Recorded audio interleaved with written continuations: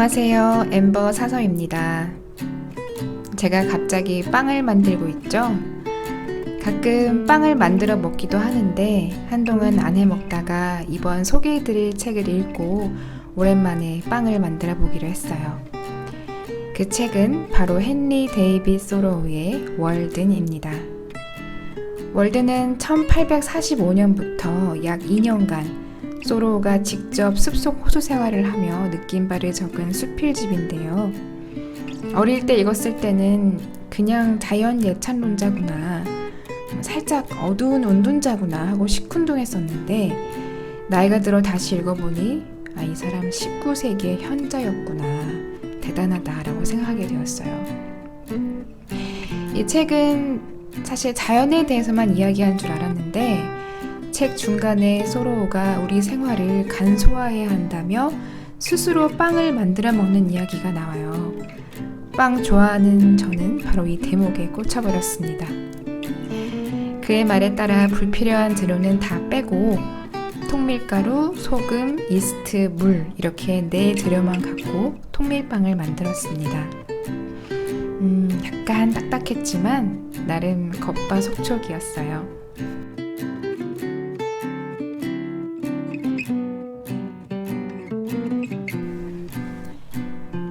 제가 빵 만드는 영상 마저 보시고 소로우는 우리의 먹을거리, 특히 빵에 대해서 어떻게 이야기했는지 들어보기로 합니다.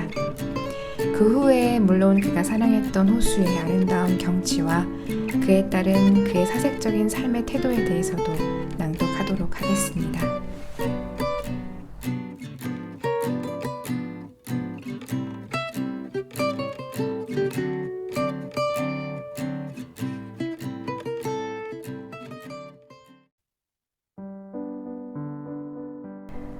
내가 처음 만든 빵은 옥수수 가루에 소금을 조금 넣어 구운 진짜 시골식 빵이었는데 집 밖에 불을 피워놓고 널빤지 위나 집 지을 때 잘라 쓰고 버린 나무 토막의 한쪽 끝에 올려놓고 구운 것이었다. 하지만 이 빵은 연기가 스며들어 송진 냄새가 나기 일쑤였다. 나는 또 밀가루 빵도 만들어 보았다. 결국에는 호맥분과 옥수수 가루를 섞어서 구운 빵이 가장 맛이 있고 만들기도 쉽다는 결론을 얻었다. 추운 날 마치 이집트인이 달걀을 인공부화시킬 때 그렇듯이 빵을 지켜보다 조심스럽게 뒤집고 해서 몇 개의 작은 덩어리를 차례로 구워내는 것은 여간 큰 즐거움이 아니었다. 이 빵들은 내 스스로 성숙시킨 진정한 곡식의 과일이었으며 다른 고귀한 과일들 못지않은 향기를 지니고 있었다. 이 향기를 가급적 오래오래 보존하기 위하여 나는 빵들을 헝겊에 싸서 보관했다. 나는 빵 굽는 방법에 대해서도 공부를 했다. 예부터 전해 내려오고 우리에게 없어서는 안 되는 빵 굽는 방법을 공부하기 위하여 손에 넣을 수 있는 여러 가지 문헌을 참조해가며 효모가 들어있지 않은 최초의 빵이 만들어진 원시시대까지 거슬러 올라갔다. 야생의 나무 열매와 짐승 고기만을 먹어오던 인류는 이때 처음으로 빵이라는 음식의 부드러움과 세련됨을 접하게 된 것이다. 시대를 서서히 내려오다가 인류는 우연히 밀가루 반죽에 누룩이 생기는 것을 발견하며 여기서 빵을 발효시키는 과정을 배우게 된다. 그 후 여러 종류의 발효법을 거쳐 드디어 생명의 양식이라고 하는 달고 맛 좋고 건강에 좋은 빵에 이르게 된다. 효모를 어떤 사람들은 빵의 혼, 즉 빵의 세포 조직을 충만시키는 영혼이라고 생각하는데 이것은 오랜 세월에 걸쳐 성화처럼 경건하게 보존되어 내려왔다. 메이플라워호가 처음 신대륙으로 올 때 한 병의 효모도 신주단지처럼 모셔진 채 바다를 건너와 미국을 위해 그 사명을 다하였던 바 지금도 그 영향은 커다란 곡식의 물결이 되어 이 나라 방방곡곡에 널리 부풀어 올라 퍼지고 있다. 이 효모를 나는 마을에 가서 꼬박꼬박 충실하게 사오곤 했는데 어느 날 아침 그 사용법을 깜빡 잊고 효모를 데워버리고 말았다. 그 사고로 말미암아 나는 효모도 반드시 필요한 것은 아님을 알게 되었다. 이 발견은 종합적인 과정이 아니고 분석적인 과정에 의해 이루어진 것이었다. 그 후로부터 나는 서슴지 않고 효모를 쓰지 않기로 했다. 하지만 대부분의 주부들이 효모 없이는 안전하고 영양분 많은 빵을 만들 수 없다고 진지하게 설득했으며 노인네들은 내가 기력이 빨리 쇠잔할 것이라고 단언하기까지 했다. 그러나 나는 그것이 절대적으로 필요한 것은 아님을 알고 있으며 효모 없이 1년을 지냈지만 아직도 생자의 땅을 거닐고 있다. 덕분에 효모병을 주머니에 넣고 다니는 귀찮음을 면하게 되었다. 그걸 넣고 다니다 보면 마개가 튀면서 내용물이 쏟아지는 사태가 가끔 벌어졌던 것이다. 효모는 쓰지 않은 편이 보다 간편하고 모양새도 좋다. 인간은 다른 어떤 동물보다도 온갖 기후와 환경에 적응해 나갈 수 있는 능력을 갖추고 있는 것이다. 나는 빵에 탄산소다나 기타 어떤 산이나 알칼리도 넣지 않았다.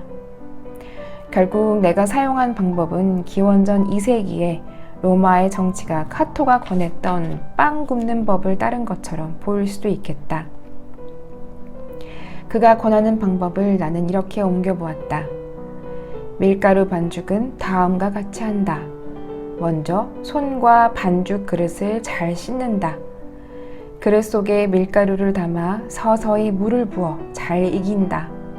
반죽이 된 다음에는 빵 모양을 만들어 뚜껑을 덮고 굽는다.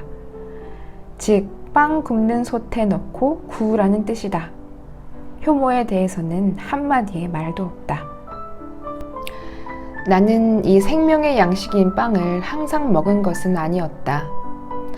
한때 호주머니가 비어서 한 달 이상이나 빵의 모습을 구경조차 못한 때도 있었다. 우리 뉴 잉글랜드 지방 사람들은 누구나 호밀과 옥수수의 고장인 이곳에서 쉽사리 빵의 원료를 구할 수 있으므로 가격 변동이 심한 먼 시장에 의존하지 말아야 할 것이다. 그러나 우리는 소박하고 자주적인 기풍을 잃어버린 나머지 콩코드의 가게에서 신선한 옥수수 가루를 구하기가 힘들며 굵은 옥수수 가루나 통옥수수를 먹는 사람도 거의 없다. 대부분의 농부들은 자신이 가꾼 곡물들을 소나 돼지에게 사료로 먹이고 자신은 상점에 가서 밀가루를 사들이는데 이것은 가격만 비쌀 뿐 건강에 더 좋은 것도 아니다. 나는 내가 먹을 한두 부셸쯤의 호밀이나 옥수수는 쉽게 가꿀 수 있음을 알게 되었는데 호밀은 척박한 땅에서도 잘 자라고 옥수수도 웬만한 땅이면 다 심을 수 있기 때문이다. 이것들을 맷돌로 갈아서 먹으면 쌀이나 돼지고기 없이도 지낼 수 있다. 나는 또 농축된 당분이 필요하면 호박이나 사탕무로 양질의 당미를 만들 수 있음을 실험을 통해 알게 되었다. 이보다 더 쉽게 당분을 얻으려면 사탕 당푼나무 몇 그루를 심으면 되고 이 나무들이 자라는 동안에는 앞에 말한 것들을 빼고도 여러 가지 대용품을 사용할 수 있다는 것도 알았다. 다음은 이 책 제목인 월든 호수에 대해 소로우가 수채화를 그리듯 써내려간 대목입니다. 그가 월든을 묘사한 수많은 단락 중에 어떤 부분을 낭독해야 할지 고민이 참 많았어요. 사랑하는 애인을 매일매일 관찰하듯 소로우는 월든의 새벽, 아침, 오후, 밤의 변화를 세세히 기록합니다. 우리도 잠시 월든 호숫가로 가보도록 하지요.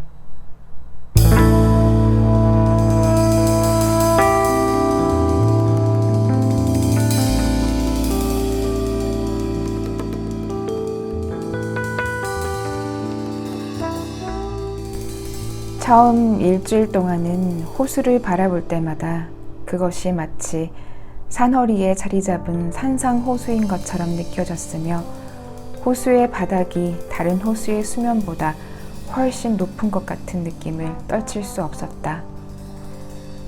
해가 떠오르기 시작하면 호수는 안개에 잠옷을 벗고 여기저기 부드러운 잔물결이나 잔잔한 수면이 점차 모습을 드러냈으며 안개는 무슨 밤의 비밀회의를 막 끝낸 유령들처럼 살금살금 숲의 모든 방향으로 빠져나가는 것이었다.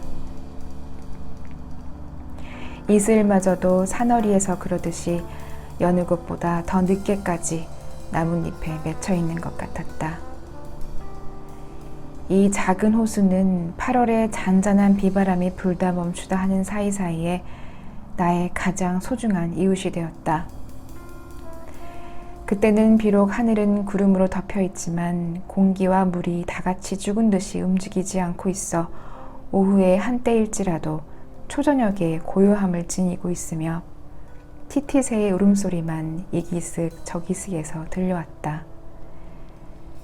이런 호수는 바로 그와 같은 때에 가장 잔잔한 것이다. 호수 위의 맑은 공기층은 얇고 구름에 가려있기 때문에 빛과 반사로 가득 찬 수면은 그 자체가 지상의 하늘이 되며 나에게는 더욱 소중한 하늘이 된다.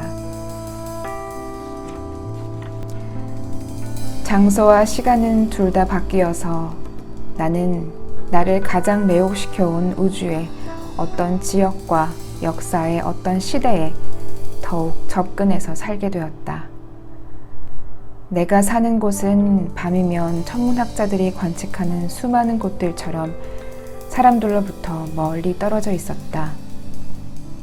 우리는 우주의 먼 한 구석에 카시오페이아의 의자 별자리 너머에 세속의 잡음과 번거로움을 떠난 희귀하고 즐거운 장소가 있을 것이라고 흔히 상상한다.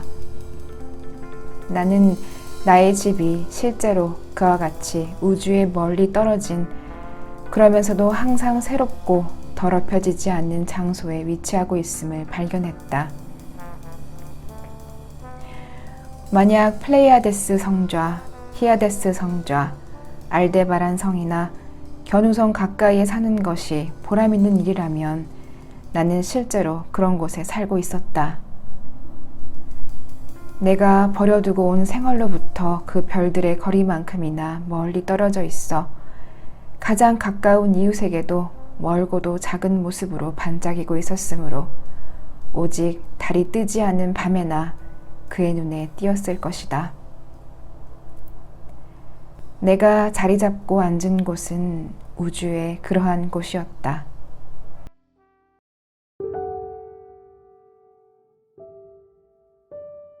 잠시 헨리 데이빗 소로의 월든 호숫가에 다녀온 기분이 드네요.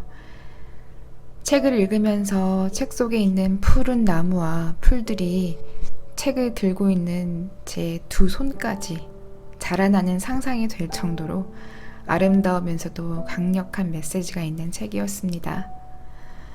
소로는 자연 속에서 살았지만 자연 속으로 도망치지는 않았어요. 자연 속의 삶을 통해 현실 속에서는 어떻게 살아내야 하는지 끊임없이 이야기해주죠. 이 책에 맺은 말이 있는데요. 소로의 가장 중요한 메시지가 있어 짧게 옮겨보겠습니다.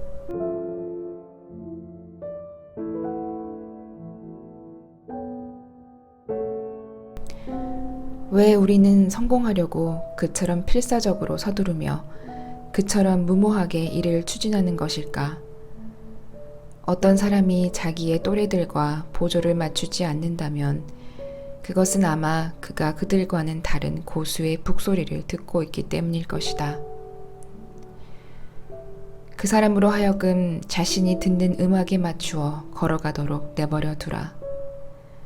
그 북소리의 박자가 어떻든 또 그 소리가 얼마나 먼 곳에서 들리든 말이다. 그가 꼭 사과나무나 떡갈나무와 같은 속도로 성숙해야 한다는 법칙은 없다. 그가 남과 보조를 맞추기 위해 자신의 봄을 여름으로 바꿔야 한단 말인가. 우리의 천성에 맞는 여러 여건이 아직 갖추어지지 않았다면 대신 끌어다 댈 수 있는 현실은 무엇인가? 우리는 헛된 현실이라는 암초에 우리의 배를 난파시켜서는 안 되겠다. 우리가 애를 써서 머리 위에 청색 유리로 된 하늘을 만들어 본들 무슨 소용이 있겠는가. 그것이 완성된다 하더라도 우리는 분명 그런 것은 없다는 듯이 그 훨씬 너머로 전기에 가득 찬 진짜 하늘을 바라볼 것인데